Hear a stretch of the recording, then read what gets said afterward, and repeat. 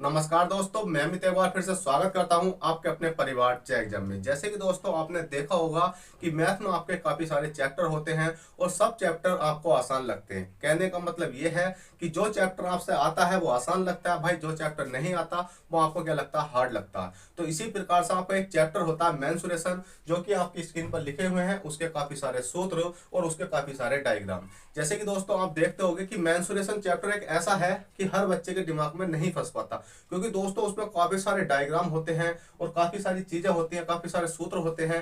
कभी तो उसका क्षेत्रफल की बात करता है, कभी उसके परिमाप की बात करता है। तो आज हम मेंसुरेशन का डर आपका बिल्कुल खत्म करने वाले हैं। देखिएगा दोस्तों, इस क्लास के माध्यम से तो होने वाला नहीं है, पर इस क्लास के माध्यम से आपको बेस पता चल जाएगा कि ये चीजें तो हैं कि मेंसुरेशन जो चैप्टर है उसमें इस प्रकार की चीजें आपको देखने को मिलती हैं। जैसे कि दोस्तों मेंसुरेशन जो चैप्टर है उसमें दो प्रकार की चीजें होती हैं। जब कभी तो आपका 2D की आकृति पूछ लेता है, कभी आपकी 3D की आकृति पूछ लेता है। वो आपको खुद पता होनी चाहिए कि इसमें हमसे 2D पूछा गया है या इसमें हमें 3D पूछा गया है।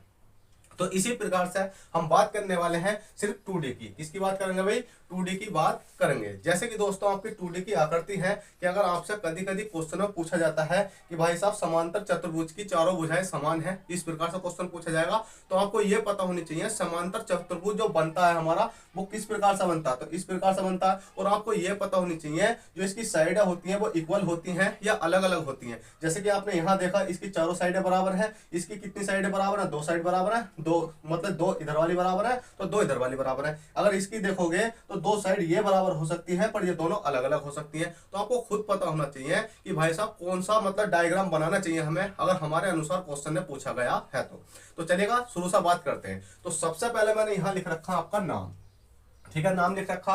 उसके बाद में नाम के आगे लिख रखा चित्र। चित्र के बाद में मैंने लिख रखा क्षेत्रफल। क्षेत्रफल के बाद लिख रखा परिमाप। क्योंकि क्वेश्चन में आपको दो ही चीजें ज्यादातर पूछता कि क्षेत्रफल बताइए और परिमाप बताइए। ठीक है, अगर आप क्वेश्चन पढ़ोगे ना तो उसमें यही पूछा जाएगा कि किसी भी समांतर चतुर्भुज का क्षेत्रफल बताइए, किसी भी समांतर चतुर्भुज का परिमाप बताइए। आपको इस प्रकार से क्वेश्चन पूछा जाएगा।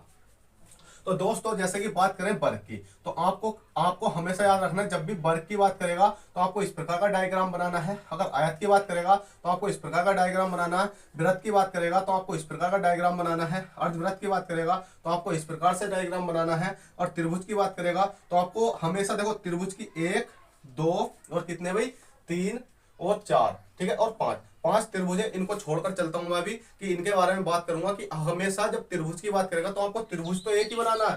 त्रिभुज क्या करना है भाई? आपको एक ही बनाना। बस ये पता होनी चाहिए कि कौन से त्रिभुज में कौन सी साइड बराबर होती है। ठीक है, बस कौन से त्रिभुज में कौन सी साइड बराबर होती है। उसके बाद में अगर समांतर चतुर्भुज की बात करेगा तो आपको इस प्रकार का डायग्राम बनाना है। और समांतर चतुर्भुज की बात करेगा तो आपको इस प्रकार का डायग्राम बनाना है। और समलंब चतुर्भुज की बात करेगा तो आपको इस प्रकार का डायग्राम बनाना है। अब दोस्तों मैं बिल्कुल पॉइंट टू पॉइंट बात करता हूं।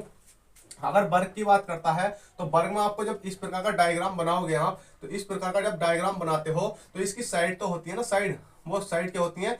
इक्वल होती है। ठीक है, क्या होती है? इसकी साइड इक्वल होती है। तो हम क्या बोलते हैं? ए को बोलते हैं साइड। ठीक है, साइड का स्क्वायर। अगर इसके क्षेत्रफल की बात करेगा तो क्या हो जाता है कि क्षेत्रफल होता है इसका, अगर वर्ग के क्षेत्रफल की बात करेगा तो ए स्क्वायर कर देना, अगर परिमाप की बात करेगा तो 4a कर देना। ये चीजें आपको रट लेनी है। बस मैं यहाँ डायग्राम की बात करता हूँ कि कैसे कैसे बनता है। ठीक है, उसके बाद अगर आयत की बात करेगा तो आयत में हमेशा याद रखना कि दो साइड होती हैं वो समान होती हैं और दो साइड दूसरी साइड के समान होती हैं। कहने का मतलब यह है, अगर अपनी भाषा में बोला जाए कि ऊपर वाली साइड अगर ये L है तो ये भी L होगी, अगर ये B है तो ये भी B होगी। ठीक है, इसी प्रकार से वृत्त की बात करते हैं तो वृत्त आपने देखा होगा, एक गेंद देखी है आपने, गेंद, गेंद का मतलब होता है वृत्त मतलब गोला। ठीक है, इसी प्रकार से एक ही आपका गोल हो जाता है वृत्त। उसकी वृत्त की बात करेगा तो आपको इस प्रकार का एक गोल डायग्राम बना देना है। अगर दोस्तों आपसे अर्धवृत्त की बात करेगा तो आपने देखा होगा, अगर गेंद है, गेंद को अगर हम बीच में से काट दें तो आधी गेंद को रख दें तो आपको इस प्रकार की दिखाई देती है। मतलब आधी गेंद मतलब आधा गोला, उसको बोलते हैं हम अर्धवृत्त। इसी प्रकार से अगर त्रिभुज की बात करेगा तो दोस्तों त्रिभुज की मैं बात यहां करता हूं। ठीक है, त्रिभुज की बात यहां करता हूं। देखो, अगर त्रिभुज की बात नॉर्मल करी गई है तो भाई ये आपका त्रिभुज हो गया। इसको ए मान लो, इसको बी मान लो, इसको सी मान लो। ठीक है, अगर मैं थोड़ा सा और बड़ा बनाऊं इसको, ठीक है, ढंग से बना देता हूं। देखो जगह तो है नहीं ना समझाने को, मैं अच्छे तरीके से समझा देता हूं। देखो ये एक आपका क्या है भाई, ये त्रिभुज है। इसको ए मानो, इसको बी मानो, इसको सी मानो। ठीक है, त्रिभुज की बात करेगा तो नॉर्मल आपको त्रिभुज इस प्रकार से बना देना है। उसके बाद अगर त्रिभुज में आपसे पूछा जाए कि विषमबाहु त्रिभुज बताइए, अगर कोई विषमबाहु त्रिभुज की बात करता तो विषमबाहु त्रिभुज का मतलब होता कि इसकी तीनों साइड क्या होती है अभी अलग अलग होती है। ये अगर ये अलग है, ये अलग है, ये अलग है, इसको हम 5 मान सकते हैं, इसको 7 मान सकते हैं, इसको 6 मान सकते हैं। कहने का मतलब है कि विषमबाहु त्रिभुज में त्रिभुज की सारी साइड तो होती है वो अलग अलग होती हैं। कोई 4 3 2 भी हो सकती है, 1 5 2 भी हो सकते हैं, कुछ भी हो सकती है। ठीक है, उसी प्रकार से विषमबाहु त्रिभुज में आपने समझ लिया कि इसकी तीनों साइड क्या होती है भाई अलग अलग होती हैं। फिर बात करते हैं हम समद्वि मतलब क्या है समद्विबाहु त्रिभुज। तो दोस्तों समद्विबाहु त्रिभुज में हमेशा याद रखना, समद्विबाहु त्रिभुज में हमेशा याद रखना कि समद्विबाहु त्रिभुज की दो साइड बराबर होती है।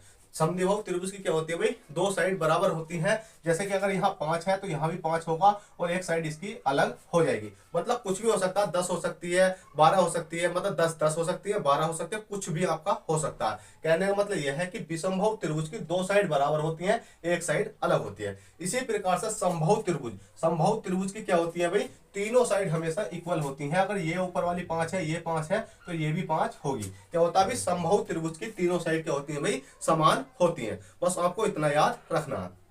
उसके बाद मेरे दोस्त आता है समकोण त्रिभुज। भले ही आपका ये त्रिभुज समान है, ठीक है। समकोण त्रिभुज का मतलब होता है कि अगर आपका 90 डिग्री पर एक कोण बनता है, जैसे कि आपका ये क्या होगा भाई 90 डिग्री, इसमें क्या होता है ये इसका बेस होता है, ये इसका लंब होता है और इसका क्या होता है भाई कर्ण होता है। ठीक है, बेस लंब कर्ण। ठीक है, बस आपको इतना याद रखना जो 90 डिग्री के सामने वाला कोण होता है वो कर्ण होता है। जैसे कि आपने देखा 90 डिग्री के सामने वाला कर्ण होता है और 90 डिग्री के जो नीचे की क्षैतिज रेखा होती है उसको हम बेस बोलते हैं और 90 डिग्री से जो ऊपर को जाता है उसको हम लंब बोलते हैं। ठीक है, इनका क्षेत्रफल की बात तो आप खुद ही रख सकते हो कि इसका सूत्र क्या होता है, अभी बिल्कुल बता दूंगा। ठीक है, वैसे तो ये चीजें कायम में ज्यादातर समझ में आती है जब क्वेश्चन कराते हैं ना, जब अच्छे से समझ में आती है। पर इससे पहले अगर आप इन चीजों को समझ लेते हो, एक बार इनका रट्टा मान लेते हो ना, तो आपको क्वेश्चन करते हो बहुत आसानी हो जाती है और क्वेश्चन के साथ साथ आप आसानी से चीजों को कैप्चर कर लेते हो। ठीक है, चलिएगा दोस्तों समांतर चतुर्भुज की बात करें तो आपकी क्या होता है इसमें तीन चारों साइड क्या होती है समान होती है। अगर ऊपर वाली जितनी है इतनी ये होगी, इतनी ये होगी और इतनी ही ये होगी। ठीक है, उसके बाद में आपको इस प्रकार से इसका डायग्राम बनाना है और समांतर चतुर्भुज में इसकी क्या होती है चारों साइड समान होती है। इसी प्रकार से समांतर चतुर्भुज ये क्या था समचतुर्भुज था और ये है आपका समानांतर चतुर्भुज। समानांतर चतुर्भुज में क्या होता है कि ऊपर वाली और नीचे वाली साइड समान होती है और इधर वाली साइड क्या होती है समान होती है। और इसमें एक क्या हो जाता है अभी एच, इसमें एक हाइट गिर जाती है। ठीक है, क्या हो जाता है इसमें हाइट गिर जाती है क्वेश्चन के अनुसार, कैसा गिरते हैं वो क्वेश्चन के ऊपर हम बात करेंगे। इसी प्रकार से समलंब चतुर्भुज की बात करें तो समलंब चतुर्भुज में क्या होता है कि ये वाली साइड और ये वाली साइड तो इक्वल होती है। ठीक है, इसके साथ साथ जो हाइट होती है वो इक्वल होती है और जो ऊपर वाली साइड है और नीचे वाली साइड है वो क्या होती है भाई अलग अलग होती है। देखो मन 2 डंडे और यहाँ 3 डंडे, मतलब अलग अलग होती है। हमेशा याद रखना जब भी आपके सामने कोई 2 डंडे या 3 डंडे खींचेगा तो वो यही दर्शाएगा कि ऊपर वाली अलग है और नीचे वाली अलग है। अगर एक एक है तो समान लो, समान है। अगर मैं यहीं दो कितनी कर दूं 5 5 5 5 कर दूं, यहीं 5 5 5 5 कर दूं, तो ये समझ लेना कि ये सारी साइडें क्या है समान है। ठीक है, बस आपको इतना याद रखना। अब दोस्तों मैं इसमें आपको एक चीज और बता दूं, अगर इसमें वर्ग के अगर क्षेत्रफल की बात करेगा तो आपको a स्क्वायर लगाना है, वर्ग के परिमाप की बात करेगा तो 4a स्क्वायर मतलब 4a लगाना। आयत के क्षेत्रफल की बात करेगा तो लंबाई गुणा क्या हो जाता है वृत्त, मतलब चौड़ाई हो जाती है, लंबाई गुणा चौड़ाई। अगर आयत के परिमाप की बात करेगा तो मतलब 2 आपको कॉमन ले लेना है, लंबाई प्लस के मतलब यहाँ गुणा है तो आपको यहाँ प्लस कर देना है, लंबाई गुणा चौड़ाई। ठीक है, इसी प्रकार से अगर वृत्त के अगर क्षेत्रफल की बात करेगा तो पाई आर स्क्वायर कर देना है आपको। अगर वृत्त का अगर परिमाप की बात करेगा तो 2 पाई आर कर देना है। इसी प्रकार से अर्धवृत्त की बात करेगा तो अर्धवृत्त का जो क्षेत्रफल होता है पाई आर स्क्वायर बटे में 2 हो जाता है और परिमाप की बात करेंगे तो पाई आर प्लस के 2r हो जाता है। ठीक है, इसी प्रकार से त्रिभुज के जो क्षेत्रफल होता है कितना होता है हाफ, मतलब आधार गुणा हाइट हो जाती है। ठीक है, आधार गुणा क्या हो जाती है हाइट, इसको मैं यहाँ पर h लिख देता हूँ। ठीक है, और उसके बाद में अगर परिमाप की बात करेंगे तो a प्लस के b प्लस के c हो जाती है। इसी प्रकार से आपका विषमबाहु त्रिभुज की बात करते हैं तो विषमबाहु त्रिभुज का जो क्षेत्रफल होता है वो ये वाला हो जाता है आपका। ठीक है, s है, s माइनस के a, s माइनस के b, s माइनस के c। ठीक है, इसको हम हीरोन्स फॉर्मूला भी बोलते हैं। क्या बोलते हैं इसको? हीरोन्स फॉर्मूला भी हम बोलते हैं। और दोस्तों अगर विषमबाहु त्रिभुज के परिमाप की बात करेगा तो a प्लस के b प्लस के c हो जाती है। ठीक है, इसी प्रकार से अगर हम समद्विबाहु त्रिभुज के क्षेत्रफल की बात करें तो b बटे 4 हो जाता है। b/4 और 4a² माइनस के b² हो जाता है। अगर विषमबाहु त्रिभुज के परिमाप की बात करेंगे तो 2a प्लस के b हो जाता है। इसी प्रकार से समबाहु त्रिभुज की बात करते हैं तो समबाहु त्रिभुज का अगर क्षेत्रफल की बात करें तो √3/4 हो जाता है, √3/4 और a²। और परिमाप की बात करेंगे तो 3a हो जाता है। इसी प्रकार से समकोण त्रिभुज के अगर क्षेत्रफल की बात करें तो आधा मतलब कितना, हाफ बटे लंब गुणा बेस, ठीक है, लंब गुणा मतलब लंबाई गुणा बेस हो जाता है, ठीक है। अगर समकोण त्रिभुज के परिमाप की बात करें लंबाई गुणा चौड़ाई गुणा कर्ण हो जाता है, ठीक है। और समचतुर्भुज के अगर हम क्षेत्रफल की बात करें तो कितना हो जाता है, d1 गुणा d2 बटे में 2 और कितना हो जाता है, परिमाप की बात करें तो 4a हो जाता है। इसी प्रकार से समांतर चतुर्भुज की बात करें तो समांतर चतुर्भुज में क्षेत्रफल कितना हो जाता है, बेस गुणा हाइट हो जाता है, b का मतलब बेस और h का मतलब हाइट हो जाता है। और परिमाप की बात करें 2a प्लस के b हो जाता है, ठीक है। a का मतलब आप जानते हो, a का मतलब होता है साइड, ठीक है, क्या होती है ये वाली साइड और ये वाली साइड, इसको बोलते हैं हम a का मतलब साइड, ठीक है। और b का मतलब होता है बेस, बेस ऊपर वाला भी समान है नीचे वाला भी समान है तो इसलिए बेस ये हो जाता है। उसी प्रकार से समलंब चतुर्भुज की बात करें तो उसका क्षेत्रफल कितना हो जाता है, हाफ x प्लस के y और गुणा में कितना हो जाता है, h हो जाता है। मतलब x ऊपर वाला नीचे वाला y और गुणा में हाइट इसकी जितनी भी दे रखी है वो हो जाती है। तो दोस्तों आपने ये चीजें अच्छे तरीके से सीख ली हैं, अभी सीखी नहीं है तो भाई इनको रट लो, क्योंकि दोस्तों जब मैं क्वेश्चन कराऊंगा ना, क्वेश्चन में ये आपको काफी ज्यादा यूजफुल रहने वाले हैं। इनकी मदद से आप अच्छे से अच्छा क्वेश्चन और बड़े से बड़ा क्वेश्चन कर पाओगे। तो दोस्तों इसमें मैंने सिखाया आपको 2D और अगली क्लास में सिखाऊंगा आपको 3D कि 3D में शंकु क्या होता है, बेलन क्या होता है, ठीक है।